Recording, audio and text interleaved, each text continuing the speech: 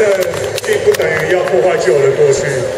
就像这首歌，我们找来了一位歌仔戏老师跟我们搭配，老的东西我们透过创造力也可以让它变得非常的美丽，非常的创新。旧的东西我们要好好的爱惜。你要听听看这首歌，我们怎么把现代的音乐跟古老的歌仔戏完美的融合在一起。我相信我们的古迹、我们的老建筑，也可以跟现代的建设很完美的融合在一起。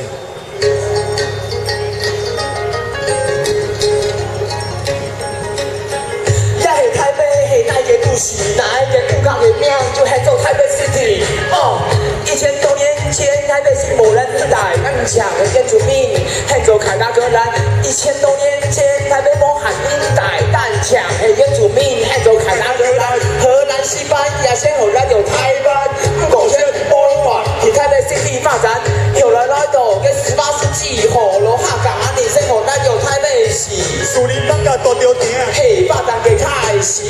闽客全港秀动村因为战天大地，变走路张重心移向北方，日本嘅西都市规划做嘅动听，又到到嘅建啥，迄开始啥抢，也就系欢迎李继光老师大票。